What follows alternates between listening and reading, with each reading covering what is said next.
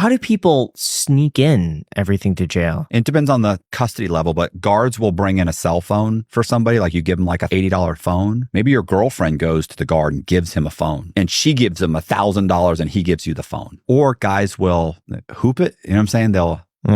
They'll go to visit, keister it, or put it in their prison purse. They go and they get strip searched, but they don't catch it. Supposedly you bend over, cough, and there's supposed to be some kind of reaction. Do you charge it though? You can get a charge. You can get a charge. Yes, you can find an outlet. Like, but wouldn't someone see it? Like a guard? Yeah. You know how many? Like honestly, no, they don't see it because they're in their office. Like you literally could go 6 months to a year without ever talking to a guard. You're going to see them periodically. You can find access.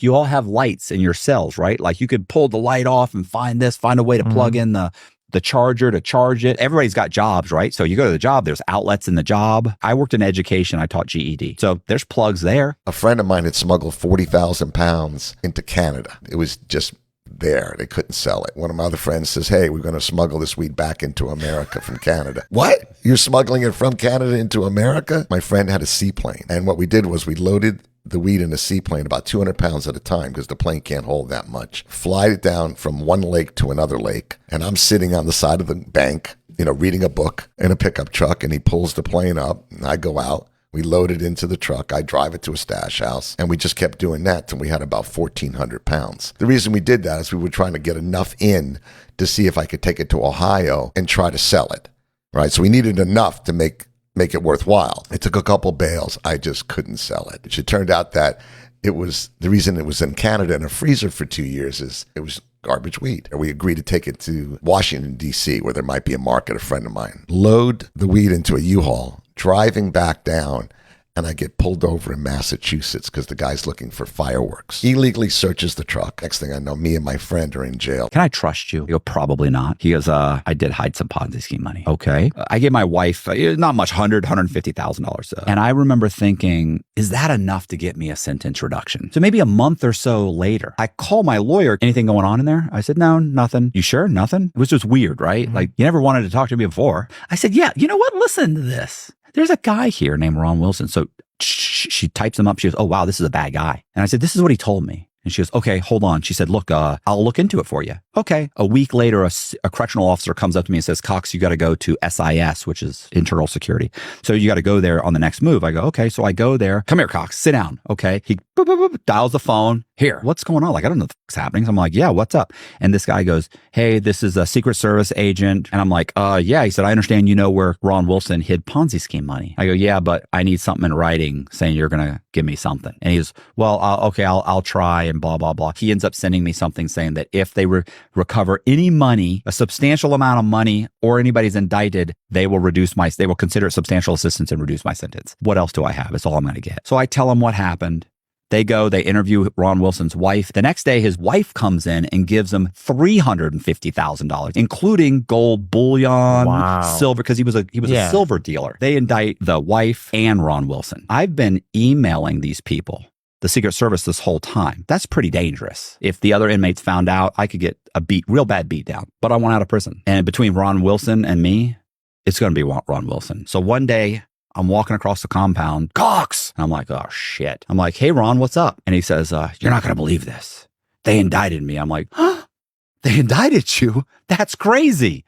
And he says, yeah, they indicted me and my wife and my brother. And I'm like, whoa, that's crazy. They end up taking him back to court. His wife gets like 100 hours of community service. Ron Wilson gets 6 months added onto his sentence. When I turn around and go to the court and say, hey, you said you reduced my sentence, the courts, the U.S. attorney, they ignore my requests. Then I go back to Frank and I explain it to Frank, and Frank files another 2255, goes back to the court, and the government says, we don't even know what Mr. Cox is talking about. But I had that letter. Wow. So I send that to the judge. The judge is like, listen, they give me a lawyer. The lawyer flies down. They say, we'll give you one level off. We argue. end up getting 3 levels off my sentence, which is 5 years. By the time that happens, I'm like a year away from being released. Within whatever, 6 months to a year, I'm released. How are you such a ladies' man? Stop it. I met my wife in the halfway house. I literally said, like, I feel like you're sweet on me a little bit. And we're flirting a little bit. She goes, no, we're not. And I said, I feel like we are. She goes,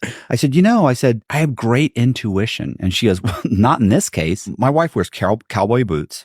One arm is sleeved out. She ran a hog hunting tour guide service for 6 years. This is a tough chick. She goes, I make fun of guys like you. She goes, you're a city boy. She goes, this is never going to happen. I said, I feel like it is. And she goes, you're delusional. I said, we'll see.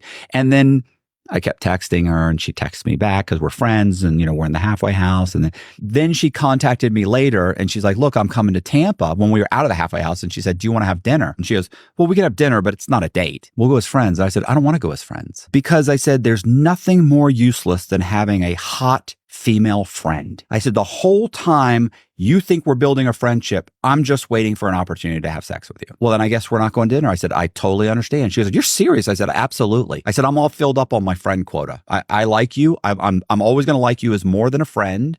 And if you don't, then that's fine. And finally she says, okay, we can call it whatever you want. But she said, but I'm telling you, it's not a date. I said, whatever. So we go to dinner. She laughed at every single joke I made. We went to go to the movies. Star Wars had just come out and we couldn't get in. So, it's crowded. So we go back to the car and got in the car and she goes, so what do you want to do now? And I go, what do I want to do? I said, I want to make out in the car. What do you want to do? And I leaned right into her and she said, listen, my stomach jumped into my chest. And I said, are you sure? Didn't pull back, didn't anything. Boom, we started kissing. I haven't kissed like that since I was 13 years old. My lips were chapped for days. I would borrow money, $200,000 on a piece of property. Then I would create a satisfaction of mortgage from the lender. I would then go downtown. I'd say, hey man, listen, they mailed me this, but I called them and asked them what it was. They said they were supposed to mail it to you. And public records would say, oh, you're right, this happens sometimes. And they would go ahead and record it. The document gets mailed back to the person that created it. Well, of course, that's countrywide. But they don't know. There's 40,000 countrywide addresses out there. They don't know where they're mailing it. It says, return to sender, countrywide, and then it's got an address. Well, I just give an address to a vacant house. So they'd mail it to a vacant house. I'd go a couple days later and pull it out. I've got it. It's recorded. Now when I call the lawyer's title and say, hey, can you pull the title on my house to see if anything shows up? They pull the title and they go, yeah, you don't have anything on your house. Does a mortgage show up? No, there's no mortgages. Great. I then turn around and I go to SunTrust Bank or whoever I want and I say, look, I need to borrow $200,000 on my house. They order a title. Their title comes back and says, nope, no mortgage on your house. Great, I need to borrow $200,000. I go, sure, no problem. I borrowed $1 million on a house that honestly wasn't worth $200,000. I figured out how to get Social Security to issue Social Security numbers to people that didn't exist. Social Security will issue a Social Security number to a child under the age of 12 months old, without the child being present.